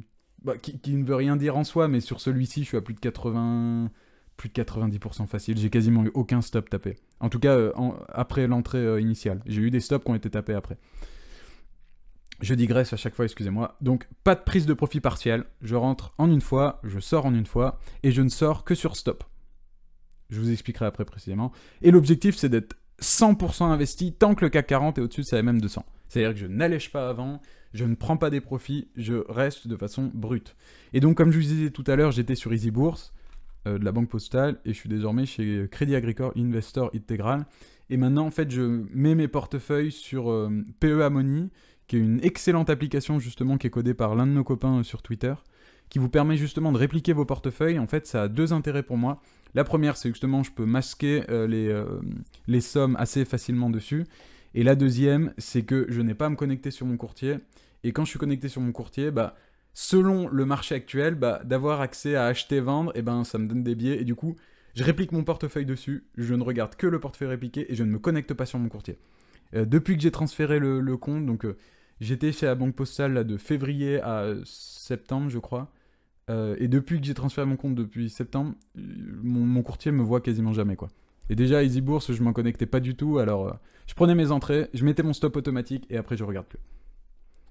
Donc voilà, donc pour la performance, donc depuis février 2021, je suis à 64,58%. Mon objectif annuel, normalement sur celui-ci, est de 20%, donc...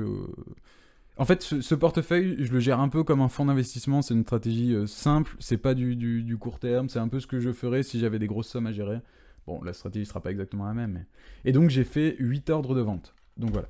Bon, excusez-moi, j'étais un petit peu long sur cette slide, je me suis un peu enfermé.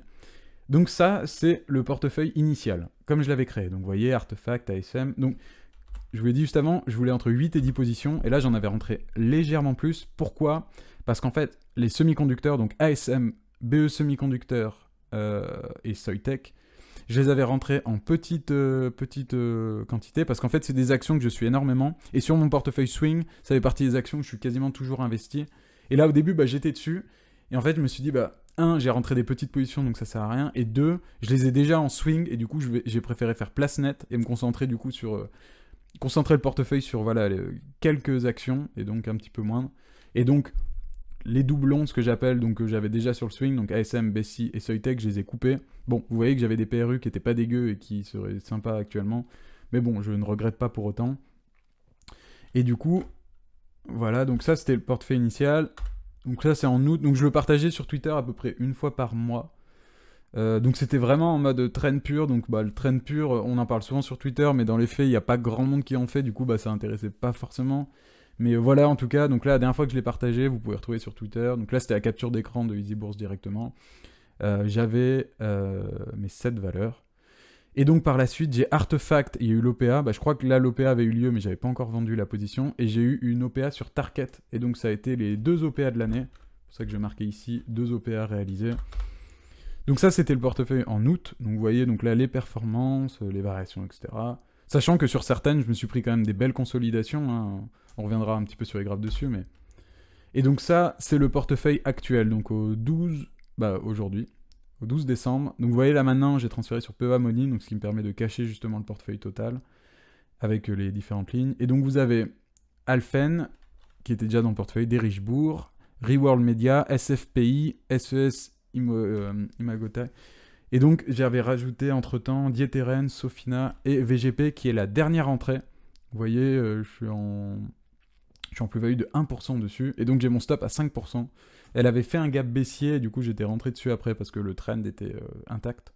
Et donc la plus-value latente, c'est-à-dire la plus-value sur les positions actuelles est de 37,63%, vous l'avez ici. Et la performance depuis février 2021 ici qui est de 64,58%. Si je dis pas de bêtises. Voilà, c'est ça.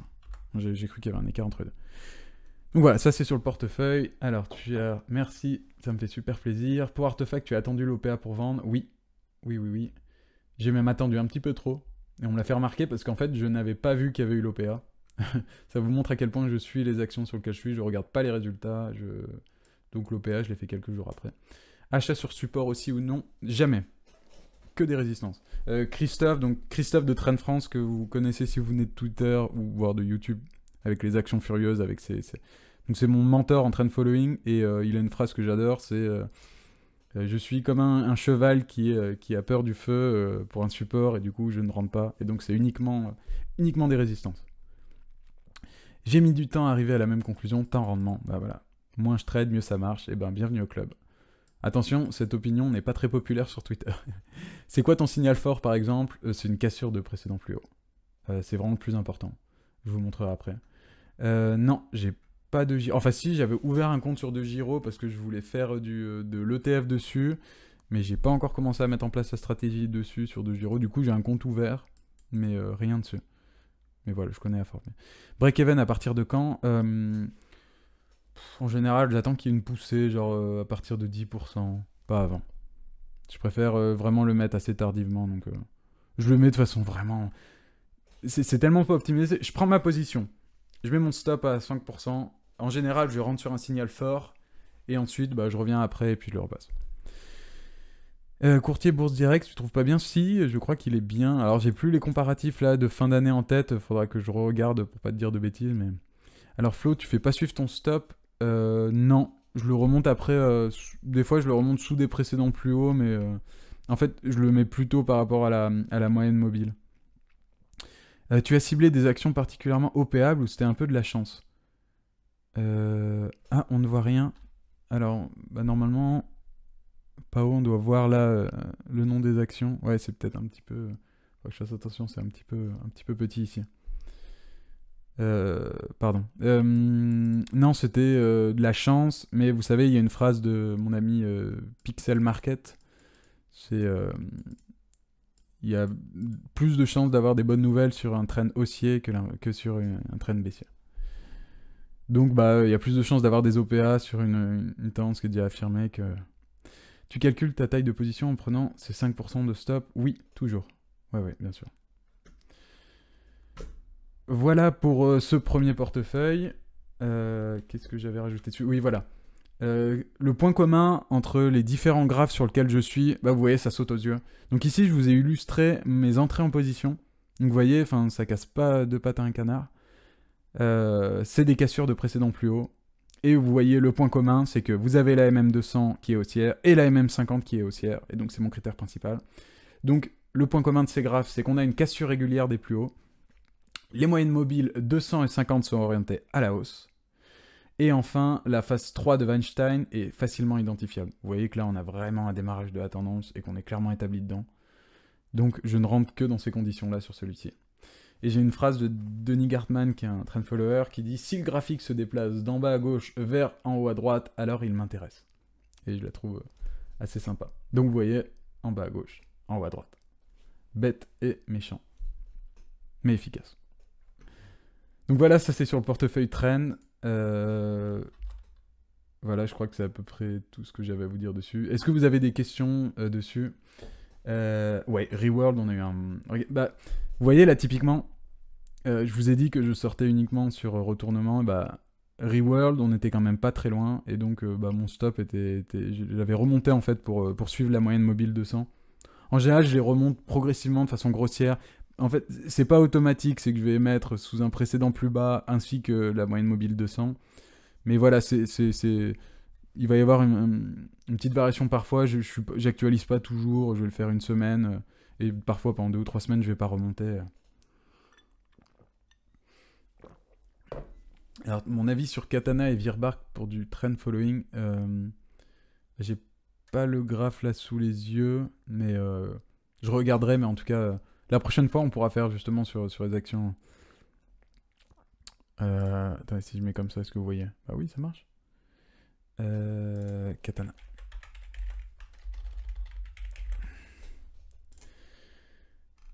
Bah pareil. Vous voyez que c'est clair. Elle fait partie de ma watchlist. Ouais. Trend on, c'est les tendances haussières, c'est toutes les tendances que je préfère en fait. Au-dessus de la MM200, au-dessus de la MM50, on est tout bon.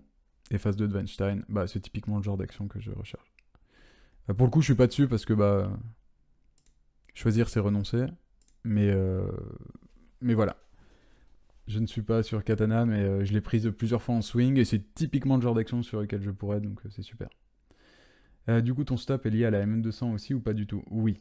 Mon stop, je le remonte justement en dessous des précédents plus bas et à proximité de la MM200. Bête de beaux porn trend, bah tu vois. Par contre, je parle souvent de porn trend, mais ne tapez pas trend porn ou porn trend sur Google, vous risquez d'avoir des mauvaises surprises. Du coup, ton stop, c'est ça que j'ai repris. On fera un point sur les screeners volontiers. Sachant que j'en utilise de moins en moins, parce que maintenant j'ai une watchlist en fait, avec les quelques valeurs qui me conviennent, et ça me suffit amplement en fait. Bonsoir, as-tu PRT? Oui, j'ai PRT, j'ai version complète. J'avais déjà pris un abonnement sur la version complète, je sais plus combien ça me coûte. Mais depuis que je suis au Crédit Agricole, bah techniquement j'ai une version gratuite avec. Donc je verrai l'année prochaine ce que je fais, si je renouvelle mon abonnement ou si je reste sur la version du Crédit Agricole. Comment tu identifies la phase 3 de Weinstein? Bah, pour moi, il faut que ça saute aux yeux. En fait, la phase 3, je vais la faire à partir du moment où on est une cassure des...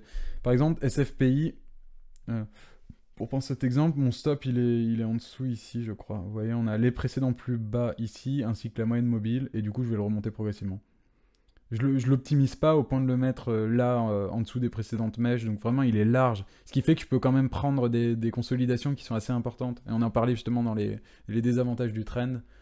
Mais au moins, j'enlève ce stress-là. Et puis, tant qu'on est au-dessus de la MM200, vous voyez, j'ai quand même le temps avant de devoir alléger, quoi. En exemple, regardez par exemple, il y avait Trigano ou Focus Home. Attends, je vais remettre les actions que j'avais vendues. Bah ouais, Focus Home, regardez, je l'ai vendu à 65,9, sachant que mon PRU était de 58,69. Donc vous voyez, regardez, on va prendre l'exemple. Je crois que j'avais mis là en plus. Voilà, trend vendu. Donc on a dit que mon PRU était de 58,69, donc j'étais rentré là, vous voyez. Tac.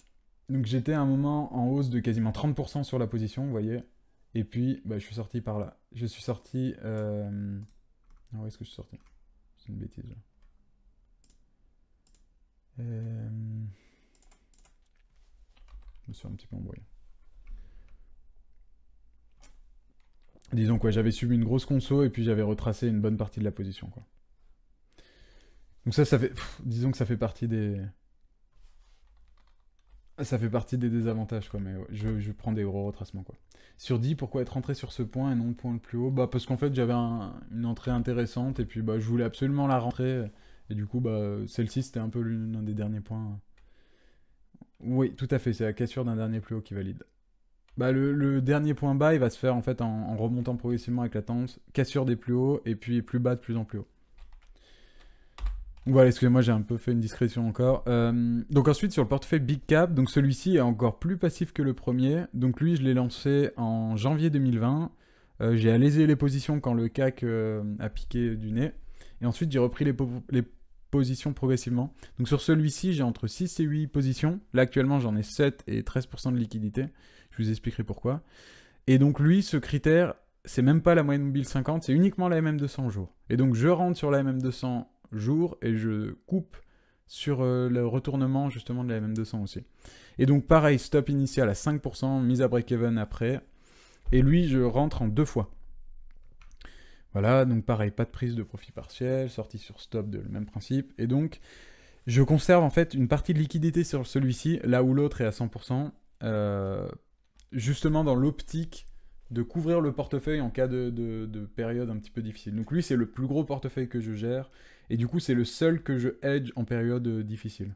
Donc ce qui fait que je garde toujours cette poche de liquidité, et donc sa performance depuis son lancement, donc c'est en gros 91, mais il y a eu des variations parce que j'avais pris des positions, je les ai allégées pendant le crack, ou avant qu'il y ait la grosse baisse du CAC. Et je les ai reprises après dans la suite. Et donc le portefeuille actuel, c'est celui-ci du coup. Donc bon, c'est un petit peu petit, je vois, je pense qu'il y aura le même problème. Donc j'ai Sartorius, Téléperformance, Schneider Electric, Soitec, ST Microélectronique, LVMH et Total. Et donc les seuls ordres que j'ai fait sur ce portefeuille, c'est qu'à la base j'avais rentré Worldline, que j'ai coupé, alors je crois qu'elle a pris 11%, quelque chose comme ça en un an, et je l'ai allégé à... vraiment je sais pas, genre plus 5%, enfin, un an d'immobilisation de capital complètement inutile. Donc bon, j'étais pas hyper content. Et du coup, j'ai remplacé Worldline par Total, qui était la dernière que j'ai rentrée sur le portefeuille, et j'avais pris des profits sur LVMH. Alors, vous voyez, typiquement là où j'ai pas respecté ma stratégie, c'est pour ça qu'en fait, là, pourcentage du capital sur LVMH, c'est moindre. Vous voyez, donc là, c'est la performance latente, ça c'est la performance depuis le lancement. Et en fait, LVMH, j'avais coupé la moitié pour une raison simple, c'est que le CAC 40 était un petit peu instable, et LVMH, j'avais peur que les résultats soient un peu vendus. Et vu que j'avais une grosse performance, je voulais matérialiser un petit peu cette performance, et j'ai pris la moitié de mes profits avant la publication des résultats. Et donc vous voyez, c'est une erreur dans le sens où j'ai pas respecté mon plan. On suis un petit peu mordu les doigts après, mais sur le moment, ça a allégé en fait la pression psychologique. Et de mémoire, je crois que j'avais passé un biais psychologique sur la performance globale du portefeuille en valorisation. Et du coup, j'avais pas vraiment envie de passer en dessous si jamais les résultats étaient vendus sur LVMH. Du coup, ça a été le choix que j'ai pris, qui, avec du recul, n'était pas une très bonne décision. Et vous voyez que j'ai passé 3 ordres. Un qui était utile parce qu'il y a eu un retournement. Un qui était en remplacement. Et le troisième qui n'était pas bon. Donc 2 ordres passés. Un qui n'était pas utile et 2 qui respectaient la stratégie. Donc voilà, ça c'est sur le portefeuille du Big Cap. Worldline, du coup, ça a été vraiment compliqué. Elle a rien fait quasiment l'année dernière, et puis au final, ça n'a pas été une grosse réussite. Oui, je me hedge avec un short du CAC 40. C'est tout à fait ça. En général, je prends le SHC, je crois que c'est ça son nom, qui est sans levier et accessible sur PEA. Et ça m'est déjà arrivé de prendre du BX4, mais j'aime moins le BX4 parce que je peux moins le conserver. Déjà, l'effet de levier. Alors, s'il y a un point commun dans toutes mes stratégies, c'est que je n'ai aucun effet de levier. Dans la crypto, j'en ai pas. J'en fais parfois sur des petits coups comme ça, des petits trades de court terme, mais c'est pas du tout là où je gagne de l'argent en crypto. C'est vraiment sur la tenue de trend. En fait, je gagne de l'argent en tenant des tendances. C'est là où je fais ma performance. Donc, je sais que les performances que je fais, que ce soit sur le portefeuille trend, et puis donc là j'ai fait 64,58 par rapport à des fois ce qu'on peut voir sur Twitter, par rapport à la crypto, etc. Ça paraît pas grand chose, mais moi mon objectif c'est 20%, et l'objectif c'est vraiment d'avoir cette régularité. Donc 64,58 c'est 3 fois plus que ce que je voulais faire, donc j'en suis vraiment très content, et du coup ça me permet de finir l'année de façon un peu sereine. Et du coup sur le Big Cap j'avais aucun objectif de performance, c'était vraiment pour tenir des positions sur la durée. Et puis au final la performance est super cool, et vu que c'est le plus gros portefeuille que je gère, vraiment j'en suis super content. Et là c'est Mika et Tino qui se foutent de moi là-dessus, c'est que à chaque fois je passe des billets en termes de valeur sur le portefeuille, après j'ai toujours un petit peu peur de repasser en dessous. Donc voilà, les billets, moi j'essaye de les chasser au maximum, mais malheureusement on en a toujours. Salut Ben, c'est super sympa de passer nous voir. fait plaisir de te voir, ça fait longtemps qu'on n'a pas discuté. Ça crame, ouais. Un trend follower pur et dur, et bah, quand je n'en fais pas, bah, c'est moins efficace. Mais oui, 20%, 20% c'est... Enfin, regardez les performances des fonds. Après, bon, en tant que particulier, on n'a pas les mêmes difficultés, ni les mêmes limites. Mais justement, je vous mets un graphe tout à l'heure à 20%, enfin, qui est quand même assez incroyable, quoi. Voilà, j'ai été un petit peu long, on en est à 1h25 d'émission, je voulais faire 1h30, donc ça va dépasser un tout petit peu, mais... Quelques points à retenir. D'abord, je vais prendre vos questions. Après, on fera justement peut-être un récapitulatif de pour moi, les choses qui sont les plus importantes. En tout cas, là, pour notre première émission. Et puis, je vous présenterai des idées justement pour les prochaines émissions. Et je suis bien preneur de vos recommandations. En tout cas, c'est super cool de pouvoir discuter avec vous en direct comme ça. Et j'allais... Alors, pour ceux qui viennent, tous les copains qui viennent de Twitter, Christelle, Flo... Ah bah, Christophe, salut mon Christophe, ça fait super plaisir de te voir ici. Pour les copains qui sont sur Twitter, j'étais beaucoup moins présent depuis quelques temps parce qu'en fait, bah, Twitter me donnait des biais. Le CAC va ici, telle action va là. Et en plus, vu que j'étais dans une période où, bah, là, ces 2 derniers mois où j'avais une baisse de performance sur le swing qui m'énervait un petit peu parce que je voyais le portefeuille trend complètement passif qui commençait à dépasser la performance que je faisais sur le swing. Et bah, j'ai essayé de me reconcentrer et d'éviter au maximum les biais parce que moi, j'y suis assez sensible, donc...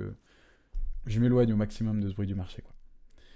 La phase Weinstein n'est pas la MM30. Si, sur l'hebdo, en tout cas sur le graphe de Trado, c'est celui-ci. Je sais plus lequel j'ai mis, mais oui, techniquement, c'est le meilleur moyen.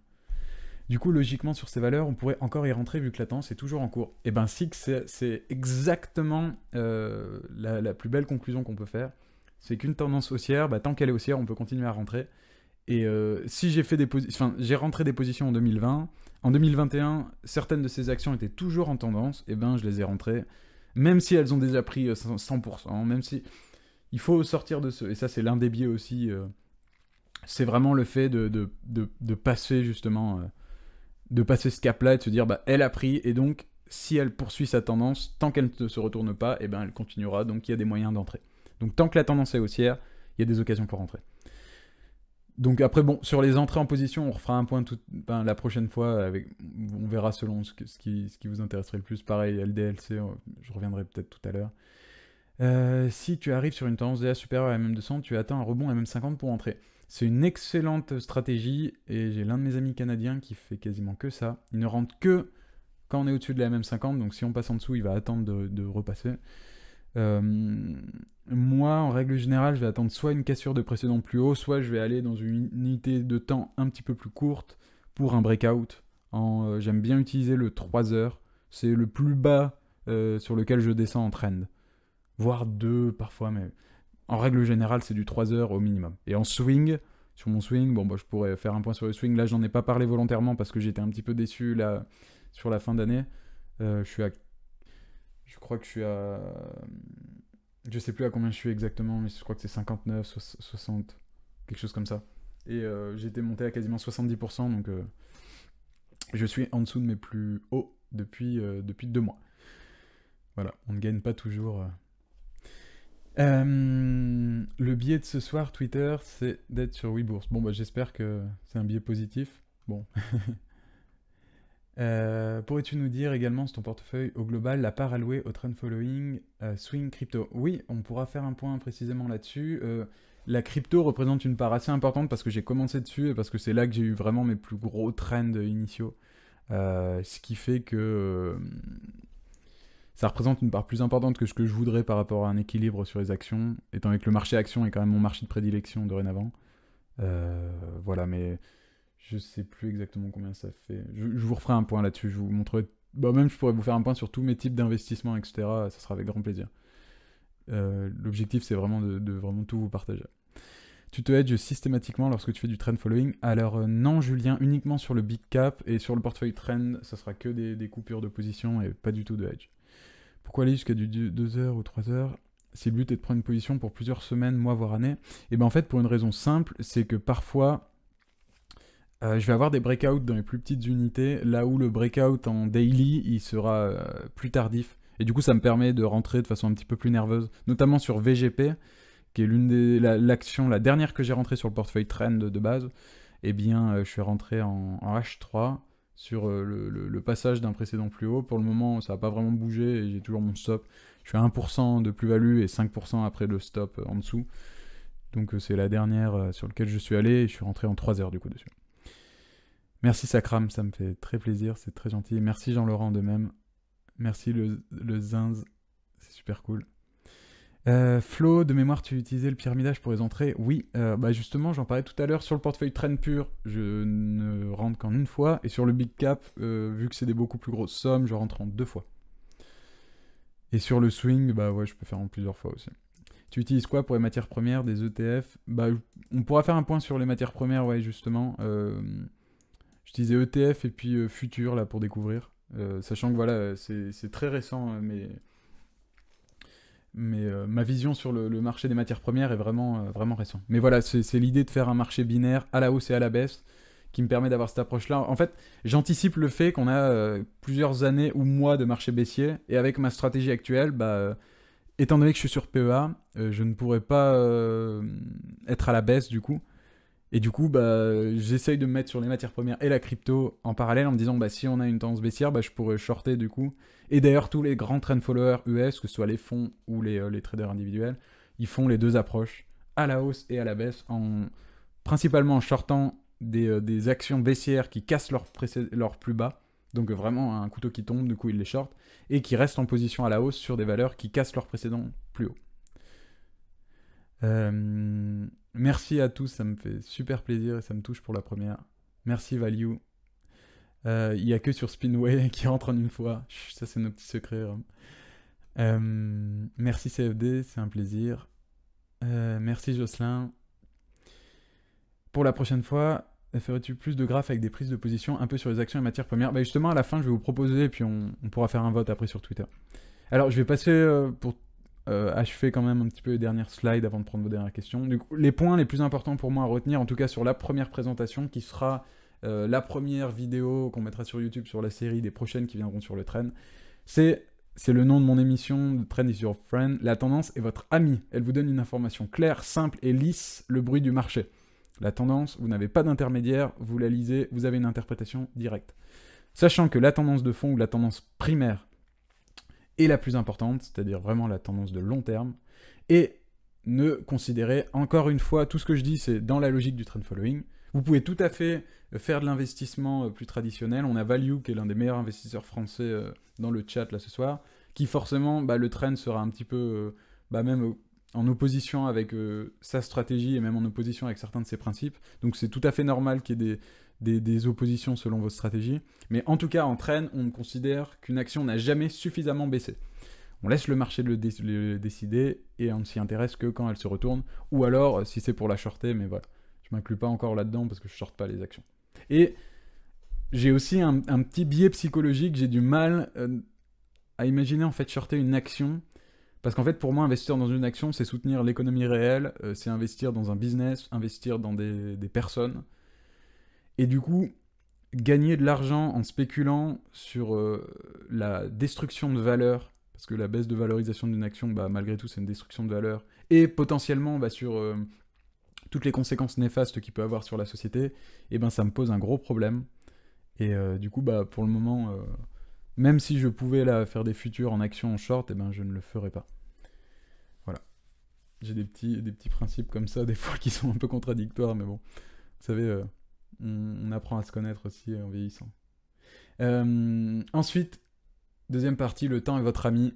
Plus vous êtes investi longtemps, plus vous réduisez votre risque, plus vous limitez justement les risques de drawdown. Donc, prenez votre temps. Quand je vous dis le temps est votre ami, il y a une action qui vous intéresse, ne cherchez pas à rentrer à n'importe quel moment en mettant le stop, parce que le stop, un bon stop, enfin, on repart sur le sketch des inconnus, mais un bon stop de protection, il se place après une bonne entrée à mon avis. Et du coup, si vous attendez comme un sniper une bonne entrée, votre stop a peu de raison d'être tapé. Et la preuve, c'est que sur mon portefeuille trend, vous avez vu, j'ai quasiment eu aucune... Je veux pas vous dire de bêtises, mais je sais même pas si j'en ai eu, peut-être en janvier ou février, mais en tout cas, c'est rien du tout. Enfin, j'ai jamais eu un taux d'accrochage aussi important que sur celui-ci, parce que je suis patient et que j'attends vraiment un moment propice pour entrer. et puis un stop de 5% malgré tout sur une tendance haussière, bah c'est quand même relativement important, quoi. Sur mon portefeuille swing, par exemple, je prends jamais des stops de 5% qui seraient beaucoup trop importants pour moi. Et donc, aussi, deuxième leçon, il faut savoir parfois limiter son exposition. Ça veut dire qu'il y a des périodes où c'est intéressant d'être investi et d'autres.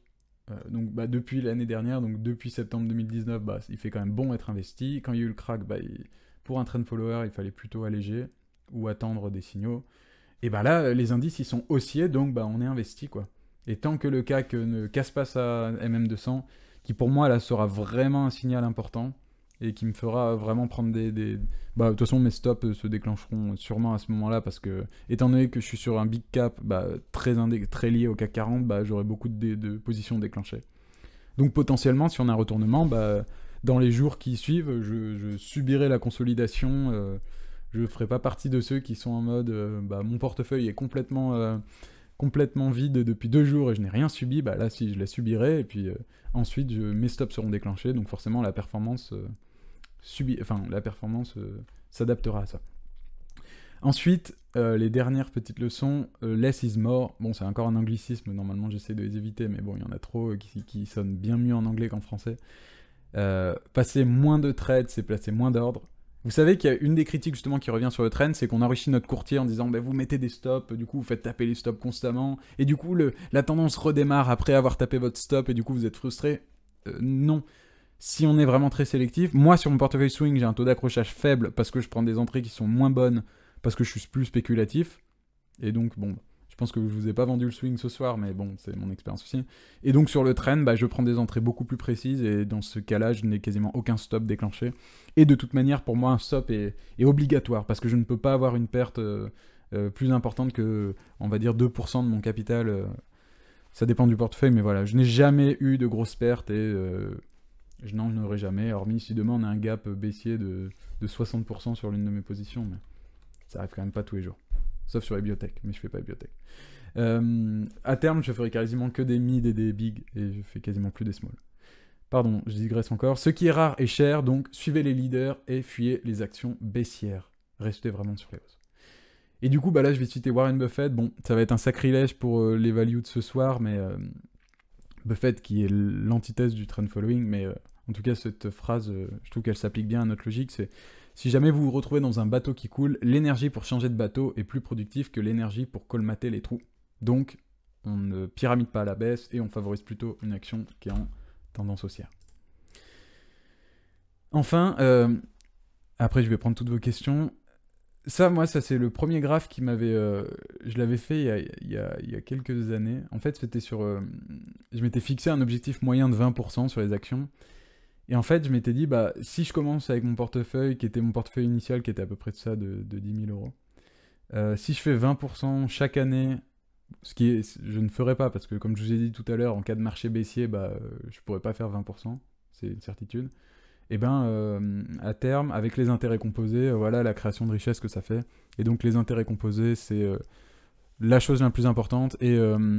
Et d'ailleurs, je vais faire un message aux investisseurs ce soir. Je trouve que les trend followers ont bien plus en commun avec les investisseurs qu'on pourrait le croire.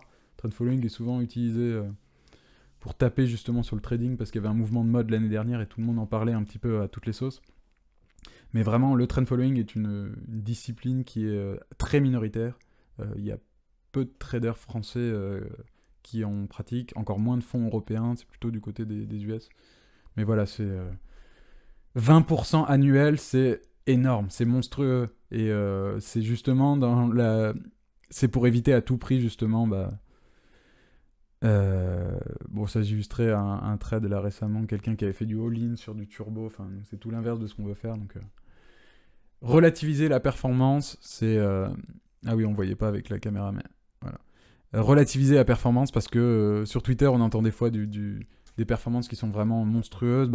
On peut faire plusieurs centaines de pourcents au début avec des petites sommes, et plus vous allez grossir en capital, plus ça devient difficile, et donc plus il est intéressant d'avoir une régularité et d'avoir une stratégie qui fonctionne bien. Je crois que c'est bon, donc après ça sera sur le thème des émissions. Je vais d'abord prendre vos quelques questions, et après je vous proposerai des thèmes pour la prochaine fois. Merci Merci Tigne, très bonne première émission. Il y aura beaucoup plus d'exemples les prochaines fois. Sur celui-ci, j'étais obligé de faire quand même, j'avais tellement de slides pour tenir en 1 heure et demie. C'était un petit peu difficile de donner trop d'exemples parce que je sais que j'allais m'éterniser dessus. Donc on pourra faire sur plein de trucs et puis je vais vous poser plusieurs idées, on reviendra dessus. Alors Ramizo, tu peux me suivre sur Twitter, à Adrien Picot, et tu peux nous suivre la chaîne WeBourse ici sur Twitch. Et après sur YouTube, on a aussi une chaîne qui vient de se lancer. Julien, comment se former au trend following, par où commencer? Formation, au début je te conseillerais plutôt des livres pour débuter, et puis sinon tu peux commencer avec en nous suivant sur WeBourse, comme ça tu auras le trend following d'un côté, et puis d'autres stratégies d'investissement, notamment avec Youssef qui fait plutôt de la value, et puis les autres qui viendront après, je vais pas spoiler. Je suis ravi que ça vous plaise, merci à toi, je fais partie des discrètes qui font du trend following. Justement, dans les différentes rencontres que j'ai pu faire avec des gens avec qui je discutais sur Twitter, j'ai découvert plein de personnes passionnantes qui codaient qui codaient leurs screeners, qui investissaient de leur côté et qui fonctionnaient vraiment super bien, sans faire parler d'eux, etc. Et c'est génial ce Poval, et n'hésite pas à me contacter sur Twitter et j'espère qu'on aura l'occasion d'en discuter. Aramizo, est-ce qu'on soutient vraiment l'économie réelle? Bon, en tout cas, je me mets le... En tout cas, moi j'ai plus l'impression de soutenir l'économie en investissant dans des belles valeurs haussières que... Il y a de la spéculation évidemment, et le trading est quand même de la spéculation et c'est inhérent au capitalisme. Mais moi j'ai ce sentiment-là malgré tout. Les mythes devraient casser les stops avant les big caps, Christophe, absolument, tout à fait. Flo, les intérêts composés, on n'entend pas assez parler malheureusement. Les matières premières et prochains coups, volontiers. Un livre, le Trend Following de Kovel qui est excellent pour débuter. L'investisseur intelligent, oui, c'est excellent, mais c'est moins axé trend. Et donc, dans les idées pour les prochaines émissions, on en fera à thème progressivement. C'était quelques-unes des propositions que j'avais ici. Donc, comment construire un portefeuille, gérer l'entrée ou la sortie de position, donc avec des exemples précis. Les meilleurs indicateurs et setup, donc ceux que j'utilise, ceux que j'ai utilisés ou ceux qu'utilisent d'autres trend followers. Ma stratégie trend following sur les crypto-monnaies, donc vraiment spécifique. Les meilleurs trend followers, donc là des exemples de traders ou de fonds d'investissement avec leur stratégie, leur méthode, avantages et inconvénients, toujours. La philosophie du trend following et le stoïcisme. Alors, mon pseudo en général c'est stoïcisme trading, parce que le stoïcisme est une part très importante de ma personnalité, de ma philosophie, et je l'utilise et ça me sert énormément dans le trading, et j'adorerais justement développer un petit peu sur le sujet. Donc bon, on verra si... Je suis pas sûr que ça sera parmi les premiers sujets qui sont intéressants, mais... Ensuite, l'investissement sur les tendances des matières premières, donc qui est vraiment le nouveau marché que je suis en train de découvrir actuellement et sur lequel je m'éclate pas mal. Ensuite, pourquoi choisir, et surtout lesquels choisir entre des petites, des moyennes ou des grandes entreprises. Ensuite, couvrir un portefeuille dans les différents cycles, donc moi mes stratégies de hedging, notamment sur le gros portefeuille. Et enfin, je suis quand même juriste de formation et j'ai quand même beaucoup de copains qui travaillent, j'ai même une connaissance qui travaille à l'AMF, et donc j'adorerais faire des entretiens sur la fiscalité du trading, les stratégies, les différents comptes, comment ça fonctionne, peut-être une partie un petit peu sur l'optimisation aussi sur les différents comptes. Enfin bref, un point on pourrait faire avec un de mes amis avocats fiscalistes, où on pourrait lui poser toutes les questions que vous voulez. Voilà, je sais pas si ça serait susceptible de vous intéresser. De toute manière, voilà, n'oubliez pas que WeBourse, c'est vraiment un projet collaboratif. C'est plusieurs stratégies différentes. À vous de piocher ce qui vous intéresse le plus. Et à partir de là, on est preneur de vos retours, de vos remarques. Et puis surtout, ce que je pourrais faire, c'est peut-être faire un sondage sur Twitter pour vous proposer le thème sur les prochaines émissions.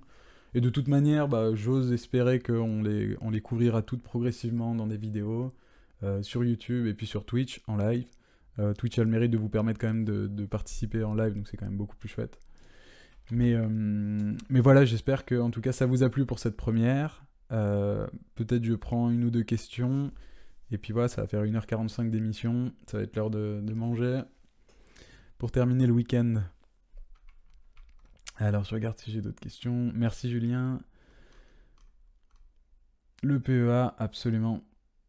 Chaque personne, peu importe sa situation financière, devrait avoir un PEA à ses 18 ans. C'est vraiment l'un des derniers importants. Replay dispo. Oui, le replay sera sur YouTube prochainement. Merci Seb, ça me fait super plaisir. Je suis ravi. Alors j'étais moins présent sur Twitter récemment, mais j'espère en tout cas revenir pour... Très bon, merci Christian, c'est super gentil. Merci Dani. Le trend following, c'est bien pour choper. Quand on parle de suivre les tendances en français, oui, mais en trend following comme ça, c'est un peu plus compliqué. Je sais pas, parce que j'ai rencontré ma copine avant de faire du... je faisais déjà du trend, mais ça a pas servi, on va dire. Merci Christelle, c'est super gentil, j'espère que ça ira de ton côté. Prends soin de toi et donne-nous des infos. Vous êtes en full-time sur la bourse ou vous travaillez à côté. Je travaille justement dans l'édition financière à Panthéon Recherche, et du coup c'est quand même indexé sur la bourse.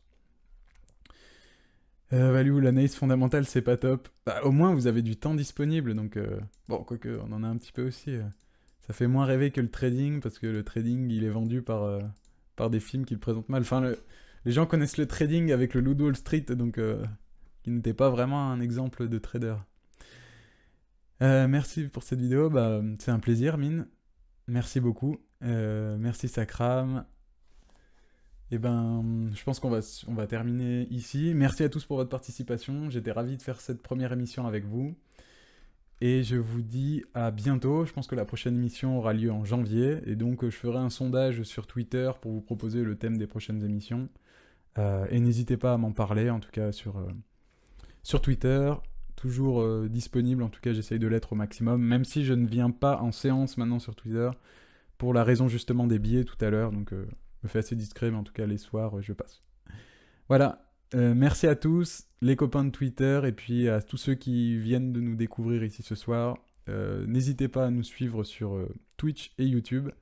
Je vous souhaite une excellente soirée, et surtout, suivez les tendances. Bonne soirée à vous, au revoir.